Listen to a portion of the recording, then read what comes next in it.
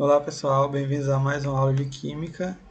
Na aula de hoje a gente vai continuar ainda no tema de ligações químicas, só que a gente vai entender um pouco melhor como que as ligações são formadas, quais os tipos delas e que características eles têm, né?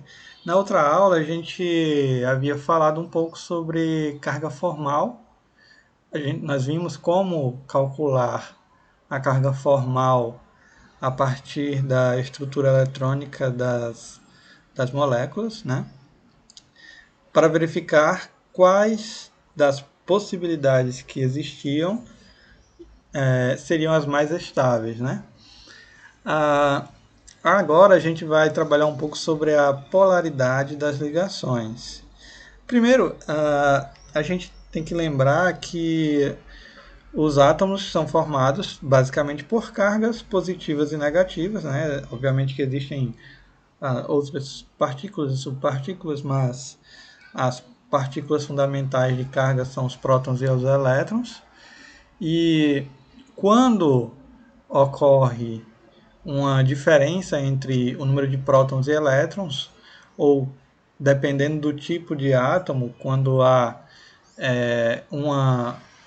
uma interação maior dos prótons sobre os elétrons, uma força atrativa maior dos prótons sobre os elétrons, ocorre a formação de, digamos que, uma densidade de carga em um determinado ponto, né?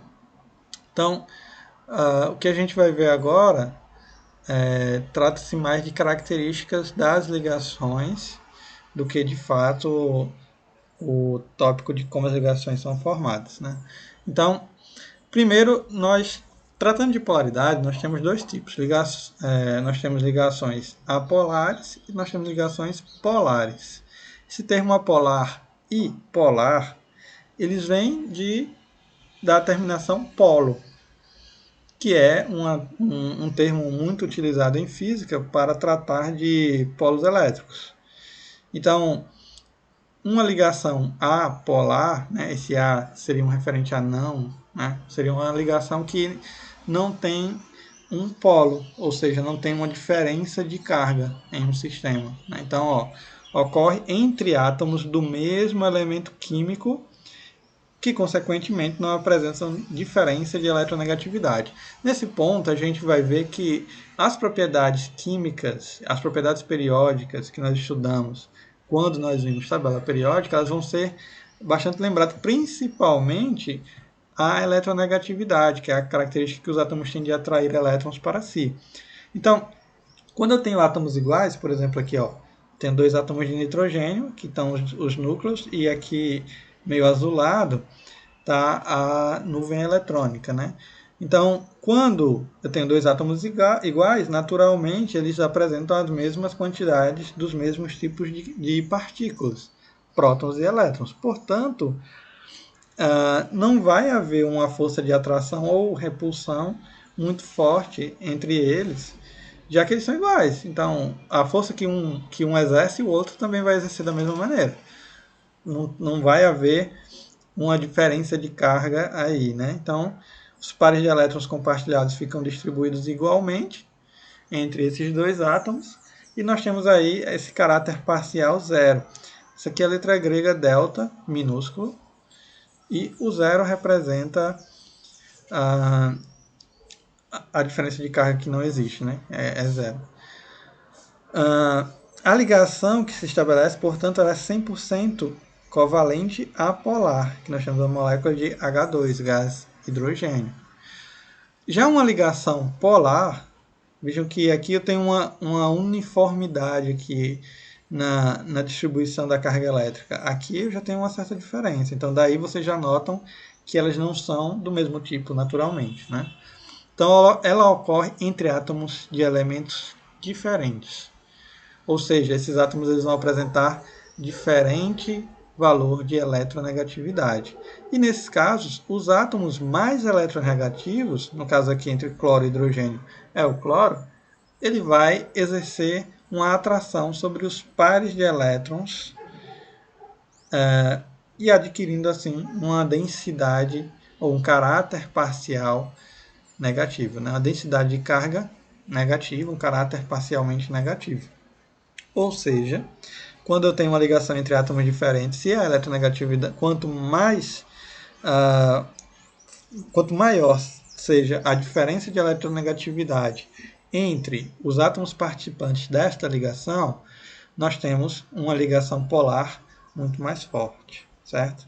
Já que existe uma diferença entre as densidades de carga geradas pelos respectivos átomos. Portanto, no caso dessa estrutura do HCl, né, nós temos aqui o hidrogênio e o cloro. Percebam que aqui eu tenho uma densidade de carga elétrica maior, né, representado pelo delta-1, enquanto que aqui eu tenho uma densidade de carga elétrica mais positiva, representado aqui pelo delta+1. O que isso quer dizer? Que aqui eu tenho uma certa deficiência em carga negativa, portanto, uma carga positiva maior, e aqui eu tenho uma carga negativa maior.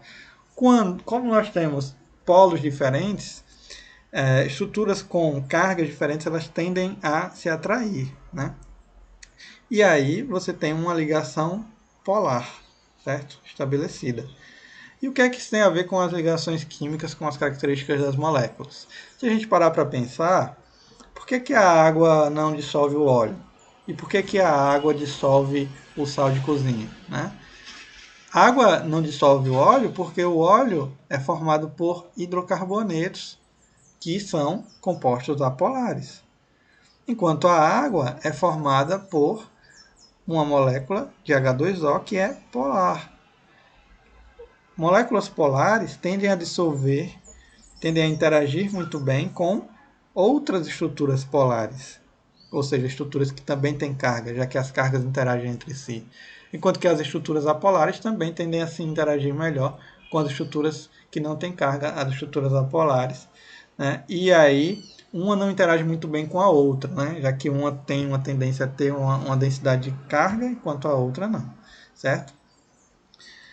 Então, é possível que a molécula ela apresente ligações polares e ligações apolares, que é o caso, né, do peróxido de hidrogênio, que é a água oxigenada. Por exemplo, aqui eu tenho uma ligação polar, já que eu tenho a diferença de densidade elétrica entre o hidrogênio e o oxigênio, porque eles são diferentes, portanto, tem eletronegatividade diferente.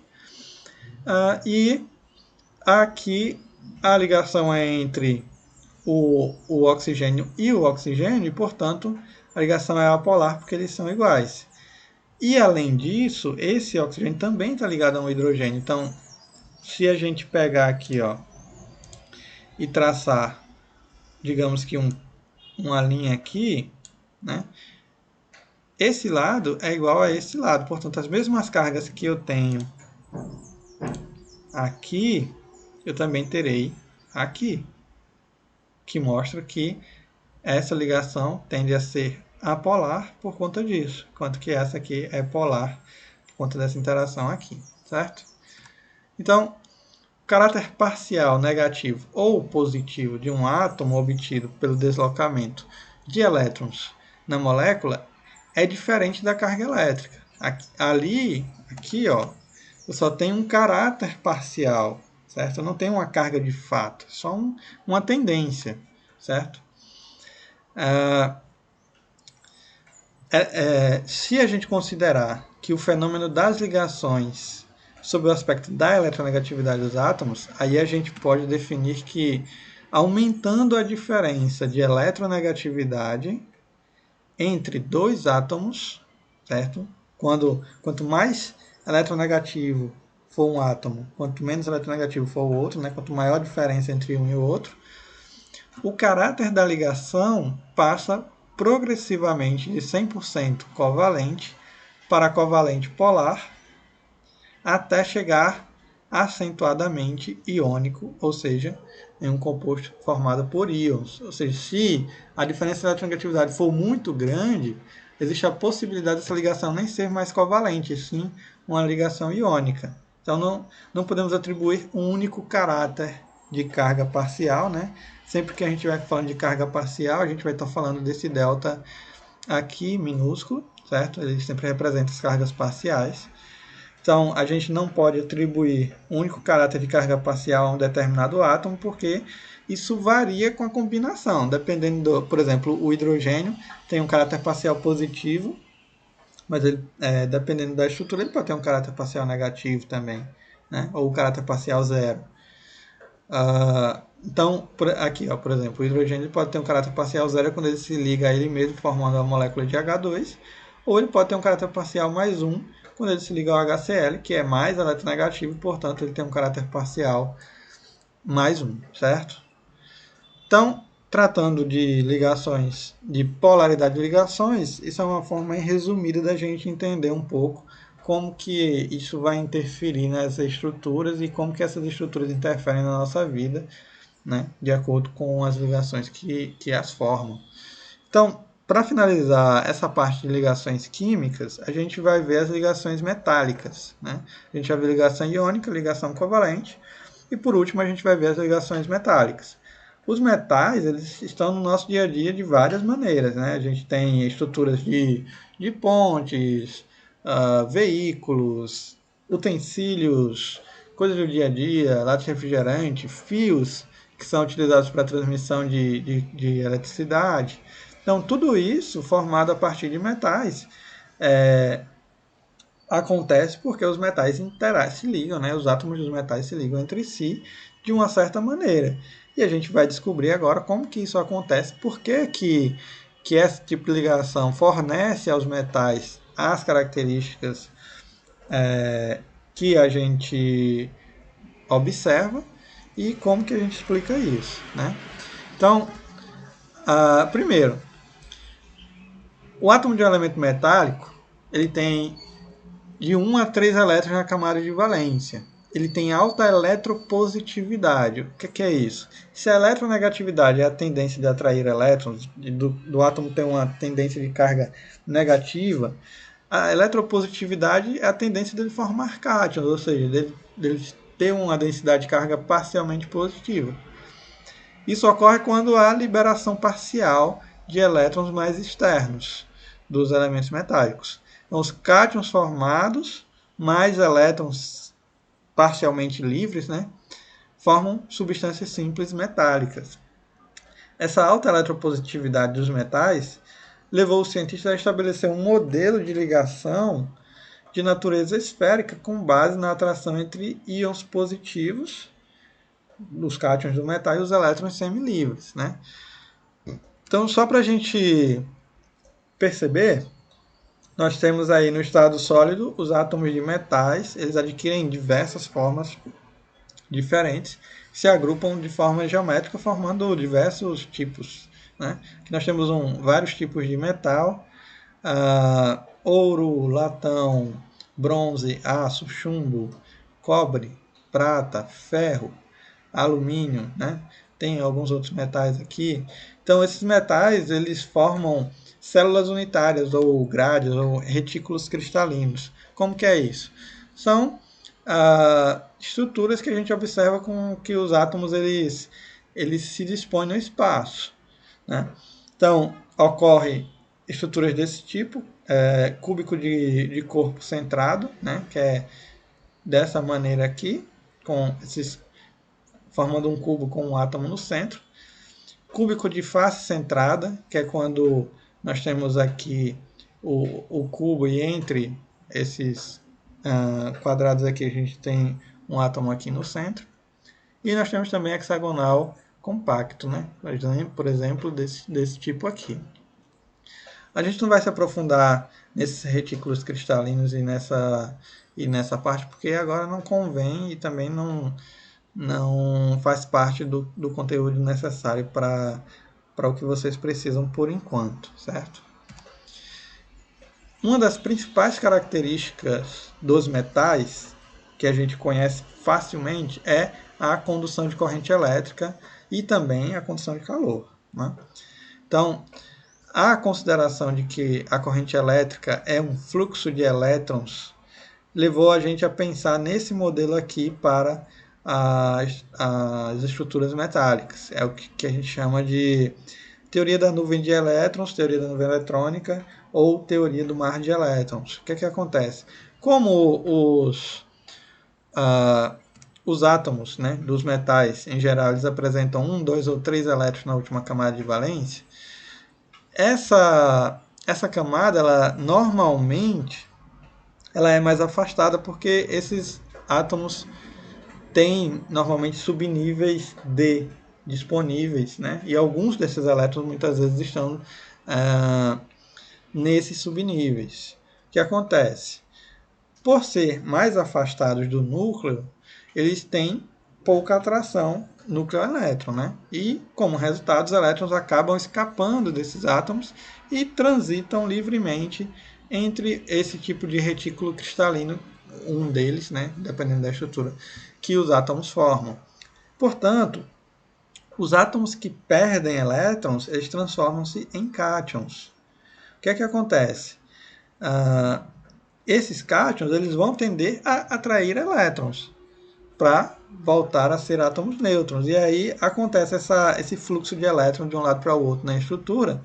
E é por conta disso que existe essa facilidade de transferência de carga elétrica nos metais. Já que se você fornece um fluxo de elétrons nesse ponto aqui, você vai fazer com que os elétrons de um outro ponto possam sair daqui livremente, que é basicamente o que acontece quando a gente precisa utilizar corrente elétrica para algum dispositivo, certo?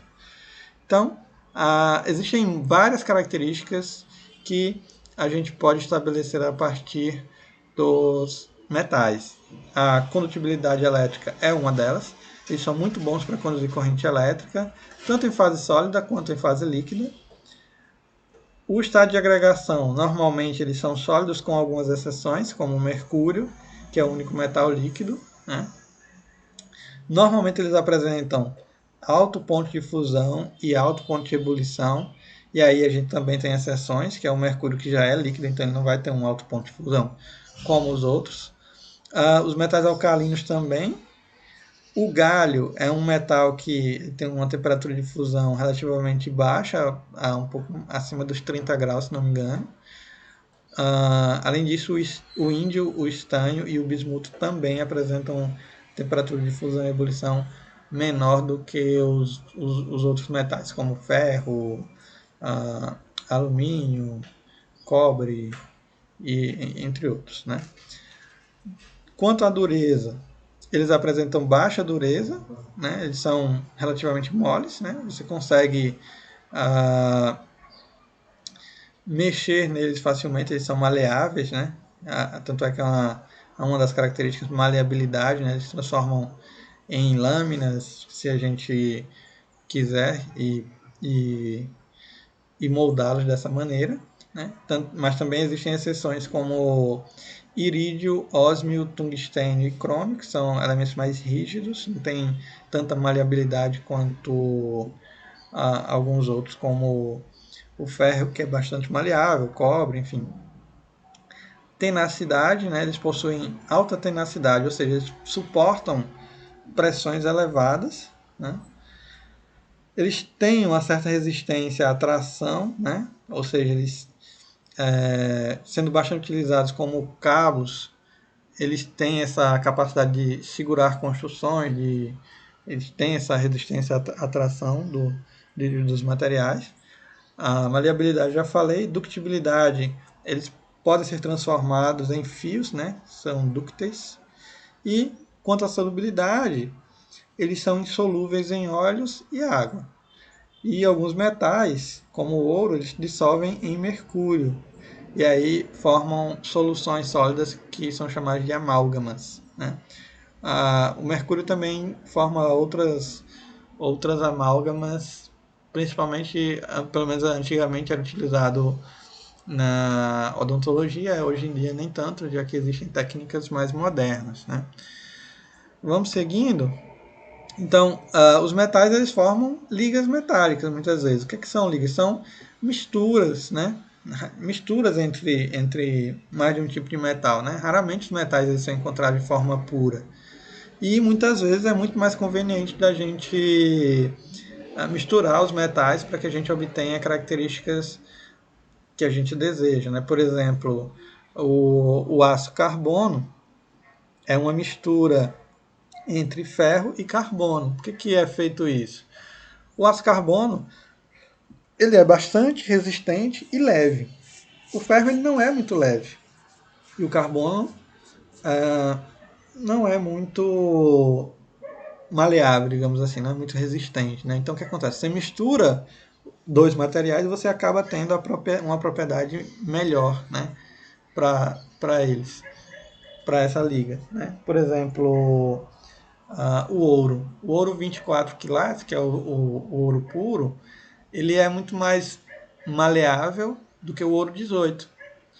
E aí não é muito conveniente você usar, se comprar uma joia, por exemplo, uma aliança de ouro 24, porque ela vai ser muito maleável, é capaz de você quebrar ou entortar muito mais fácil do que uma de ouro 18, que tem uma certa proporção de cobre. Né? E aí você tem uma liga metálica.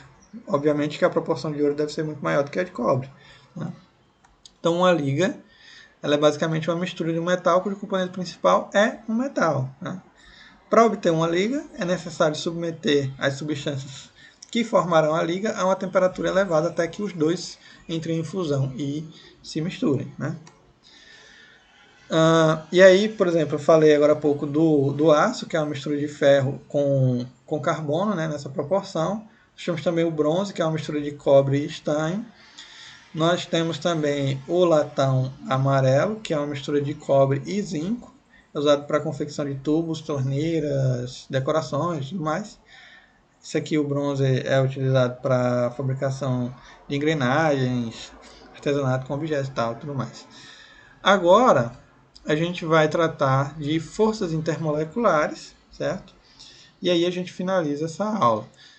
As moléculas elas interagem entre si de uma certa maneira. E é através dessa interação intermolecular entre as moléculas que as propriedades são geradas e que também a gente consegue enxergar macroscopicamente algumas características das substâncias. Né? Por exemplo, existem algumas perguntas. Por que alguns insetos eles conseguem andar sobre a água como se tivesse uma película aqui? Ou, uma que é bem engraçada, por que a cola cola? Né? Todo mundo sabe que a cola vai colar alguma coisa, mas por que isso acontece? Né? Ou então, por que as bolhas de sabão se formam? Né? Por que o óleo se espalha na superfície da água? Né? Então, vamos para cada uma delas. Né? Tudo isso é explicado através das forças intermoleculares. Né? A água ela tem uma tensão superficial, né? Uma camada que impede que você atravesse ela se você não tiver força suficiente. Se o inseto é muito leve, acaba que ele não consegue penetrar nessa camada fina por conta das interações que agem entre as moléculas de água, certo? No caso da cola, ela tem alta força intermolecular, são ligações intermoleculares fortes entre as moléculas que a compõem, que fazem com que ela possa aderir muito fácil às substâncias e, portanto, ela possa colar. Né?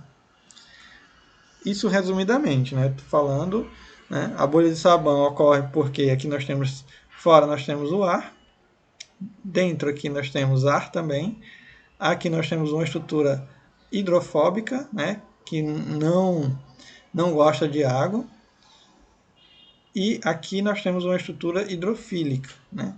Tanto nas duas camadas. Aqui nós temos uma camada bem fina de água que está presa pela parte hidrofóbica, que seria o detergente, por exemplo. Então, essa prisão aqui gera a bolinha de sabão. Né?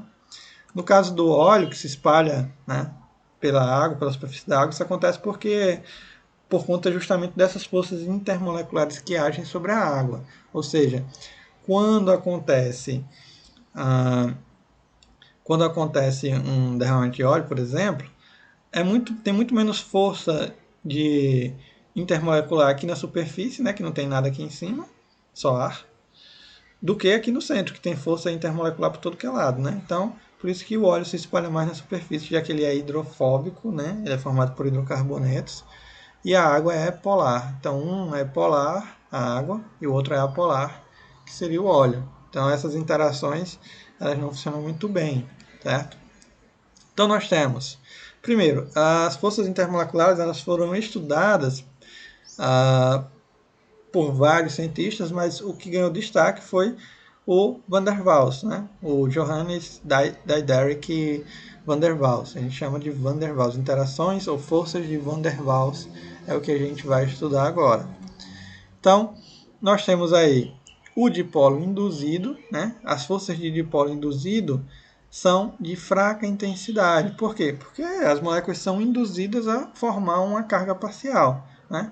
Então, o que seria um dipolo? Seria uma estrutura que tem duas cargas, né? Um dipolo, duas cargas. Se você tem um dipolo induzido, você não tinha duas cargas, você induziu uma carga parcial. Essa indução de carga não é tão forte quanto uma carga que já existe, né?